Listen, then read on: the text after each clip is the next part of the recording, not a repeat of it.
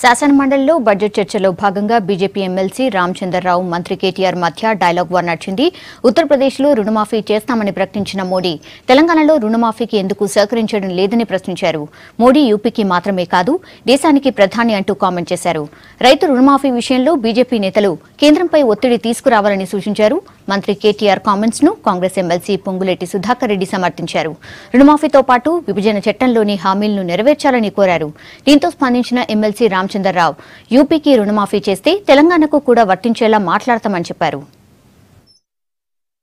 ఏదైతే రైతులకు రుణమాఫీ చేస్తున్నారో గతంలో మేము డిమాండ్ చేసినాము, కాంగ్రెస్ పార్టీ డిమాండ్ చేసింది, సిపిఎం చేసింది, అందరు చేశారు. ఒకే ఒక స్ట్రోక్లో ₹1,00,000 మీరు మాఫీ చేయమని చెప్పారు. ఈరోజు ఉత్తరప్రదేశ్ వాళ్ళు పెట్టారంటే అక్కడ ఉన్నటువంటి ఒక పరిస్థితుల్లో అక్కడ ఉన్నటువంటి పార్టీ అక్కడ ఉన్నటువంటి ఒక 5 సంవత్సరాలు అఖిలేష్ యాదవ్ ఉత్తరప్రదేశ్ రాష్ట్రాన్ని ఆర్థికంగా వెనక తీసుకోపోయాడు కాబట్టి, వ్యవసాయ రంగంలో వెనక తీసుకోపోయారు కాబట్టి ఈ అవసరం వచ్చింది చెప్పి వాళ్ళు భావించుండొచ్చు. అందుకే వాళ్ళు అక్కడ సబ్మిట్ చేసి ఉండొచ్చు. మేము ఎక్కడా కూడా మా మేనిఫెస్టోలో ₹1,00,000 రుణమాఫీ చేస్తామని చెప్పాం తప్ప ఒక దఫాలో చేస్తామా పలు దఫాలుగా చేస్తామా అనేది స్టేట్ ఆర్థిక పరిస్థితి బట్టి ప్రభుత్వ ప్రాధాన్యతలు బట్టి చేయాల్సి వస్తుంది.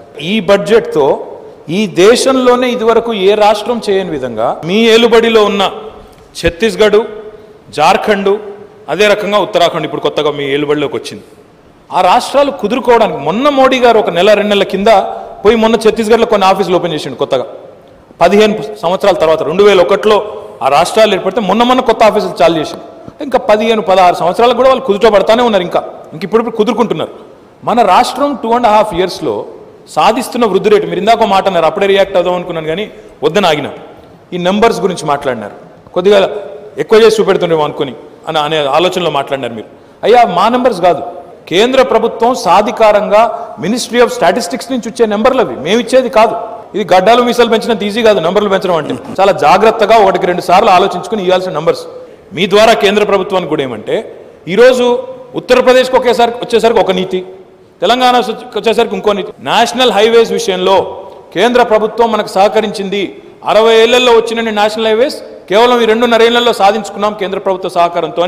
ఒకసారి కాదు, అభినందన ఇక్కడ తీర్మానం చేసి నరేంద్ర మోడీ గారికి, నితిన్ గడ్కరీ గారికి ధన్యవాదాలు చెప్పిన సంస్కారం ఉన్న ప్రభుత్వం మన ప్రభుత్వం. మీరు అన్నారు ఇందాక మాట, ఉత్తరప్రదేశ్లో అక్కడ ఉండే పరిస్థితులు బట్టి అక్కడ నిర్ణయం తీసుకున్నారు. ఓకే, మరి ఉత్తరప్రదేశ్ రైతులు మాత్రమే రైతులా, తెలంగాణ రైతులు కాదా? ఆ మాట అడిగే సందర్భం కానీ ఔచిత్యం కానీ ఈరోజు తెలంగాణ ప్రభుత్వానికి కానీ తెలంగాణ ప్రజాప్రతినిధులకు కానీ ఉండడానికి లేదా? కేవలం ఉత్తరప్రదేశ్కి మాత్రమేనా అక్కడి నుంచి ప్రాతినిధ్యం వహిస్తున్న ప్రధానమంత్రి గారు అక్కడికి ఎంపీగా మాత్రమే పనిచేయాలా?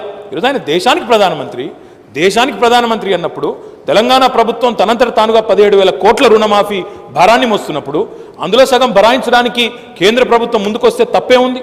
తెలంగాణ ప్రయోజనాల దృష్ట్యా అధ్యక్ష, రుణమాఫీ ఈ రాష్ట్రానికి కూడా చేయాలి, పక్క రాష్ట్రానికి స్పెషల్ ప్యాకేజ్ ఇచ్చినట్టు ఇవ్వాలని ఒక తీర్మానం ద్వారా అందరం యునానిమస్గా ఇప్పుడు అన్నదాతల కష్టాలను దృష్టిలో పెట్టుకొని చేస్తే బాగుంటుంది అనేది మా సూచన అధ్యక్ష. రిజల్యూషన్ నెంబర్ 1 ఫస్ట్ పేరాలో మాకు కూడా రుణమాఫీకి పెద్ద ఎత్తున తక్షణం ఉత్తరప్రదేశ్ దీనిలో చేయాలని 1.